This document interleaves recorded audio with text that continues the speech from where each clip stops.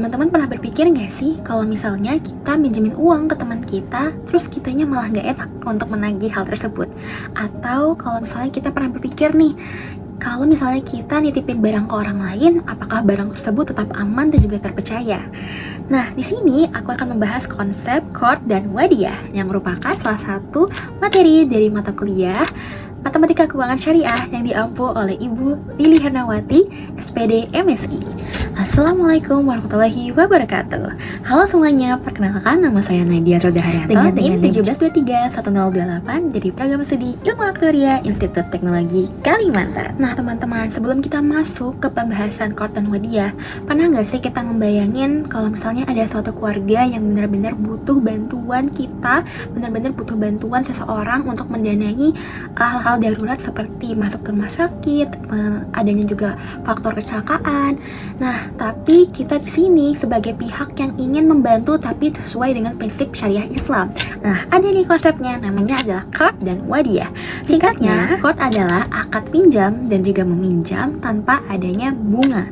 Jadi, kalau misalnya keluarga yang tadi itu meminjam kepada kita 10 juta rupiah, maka keluarga tersebut berhak dan harus untuk mengembalikan hutang tersebut sebesar 10 juta rupiah juga. Tidak ada riba, tidak ada bunga, dan tidak ada keuntungan atau margin lainnya. Nah, qard tadi dibagi menjadi dua jenis. Qadarul Hasan, di mana qard atau akad pinjam-meminjam ini tidak adanya riba atau tambahan bunga, dan kedua adalah qard qayyimah atau qard qayyimah, di mana qard ini dibebankan sesuai dari ekonomi peminjam masing-masing. Nah, sebenarnya contoh nyata qard itu di kehidupan sehari-hari itu bagaimana sih teman-teman? Banyak banget. Selain untuk kebutuhan mendesak seperti keluarga yang butuh berobat, nah ada juga qard untuk dana pendidikan dan juga qard untuk dana atau modal usaha. Nah, teman-teman, tadi kita udah bahas yang namanya qard. Selanjutnya kita bakal membahas yang namanya wadiyah. Wadiyah singkatnya adalah merupakan akad titipan, di mana ketika kita menitipkan barang ke seseorang, maka seseorang tersebut harus betul-betul menjaga barang yang kita titip dan tidak boleh menggunakannya dalam jangka tertentu sesuai kesepakatan, dan kita berhak untuk mengambilnya dalam keadaan seperti semula. Nah, wadiyah juga memiliki berbagai macam jenis. Salah satunya adalah wadiyah yang amanah, mana kita menitipkan berdasarkan kepercayaan atau hal amanah, di mana pihak yang dititipkan atau pihak pengelola ini tidak boleh sama sekali menggunakan atau mengelola barang ataupun dana yang dititipkan ke lembaga tersebut. Jadi hanya berfungsi untuk menjaga dan juga memelihara titipan dana maupun barang yang ada. Contohnya wadiyah yang amanahnya apa? Kalau teman-teman tahu yang namanya ini merupakan SDB atau Safe Deposit Box. Nah, Safe Deposit Box itu biasanya ada di lembaga keuangan resmi seperti bank syariah dan sebagainya.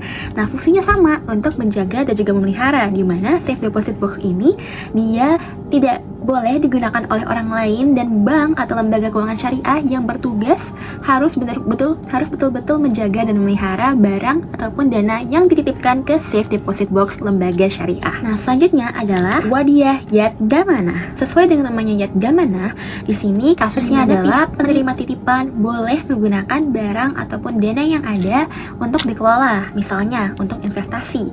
Nah, contoh nyatanya adalah adanya rekening tabungan deposito, rekening giro di lembaga keuangan syariah, yang dimana bank itu bisa mengelola dana kita sebagai investasi.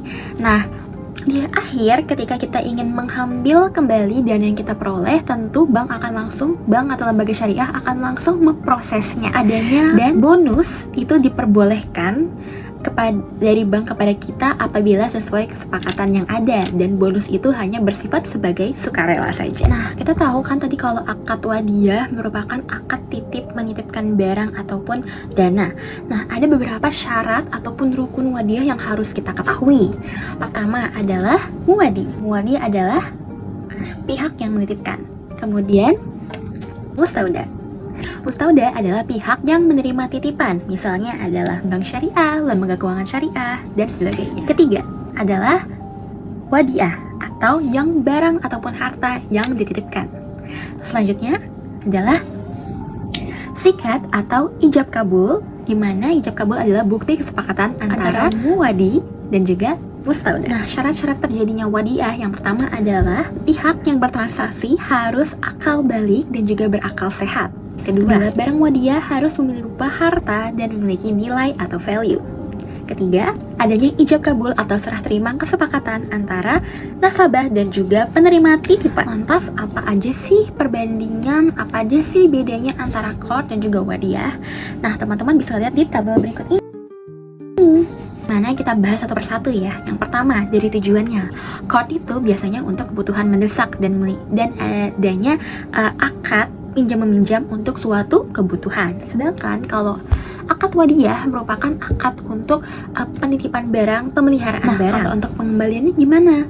Kalau qard sesuai dengan pokok pengembalian saja. Contohnya, kalau misalnya kita meminjamkan dana sebesar 100.000 ke teman kita dengan akad qard, maka teman kita berhak untuk mengembalikan sebesar 100.000 sesuai dengan kesepakatan di awal kepada kita.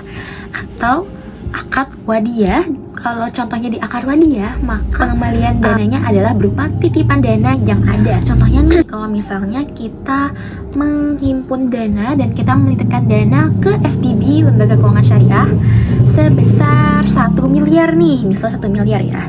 Nah, selama 3 bulan. Nah, setelah 3 bulan, maka pihak Lembaga Keuangan Syariah akan mengembalikan dana yang dititipkan dari kita sebesar 1 miliar rupiah juga. Tergantung dari kesepakatan di awal, apakah ada bunga di antara kedua ini? Tentu tidak ada, karena sesuai dengan prinsip matematika keuangan syariah dan juga prinsip Islam, ekonomi Islam, maka tidak ada riba baik di akad qard maupun akad wadiah. Nah, sepertinya teman-teman sekalian sudah paham tentang materi kita hari ini. Tentu di akhir ada contoh soal ataupun study case yang tentunya sangat seru. Yang pertama nih, aku bacakan dulu ya. Seseorang meminjam uang sebesar 2.500.000 rupiah dengan akad qard selama 4 bulan. Berapa jumlah yang harus dikembalikan? Ingat bahwa qard adalah akad pinjam-meminjam yang memiliki imbal hasil yang sama. Oleh karena itu, pengembalian itu nilainya sama dengan pinjaman awal. Kalau misalnya nih, pinjaman awalnya sebesar 2.500.000 rupiah, maka pengembalian hutang tersebut juga sebesar 2.500.000 rupiah. Oleh karena itu, ketika misalnya nih kita nakal dan kita menambahkan margin sebesar jadi 10.000, itu biar saya untung. Jadi totalnya ada 2.510.000. Nah, itu salah teman-teman, itu merupakan riba karena tidak sesuai dengan akad qard. Nah, soal yang terakhir teman-teman, aku bakal bacakan. Seorang nasabah menitipkan dana sebesar 10 juta ke dalam akad wadiah dan di akhir bulan bank memberikan hibah sebesar 10.000. Maka saldo akhir adalah 10 juta ditambah 10.000 kan, sehingga totalnya adalah 10 juta 10.000 rupiah.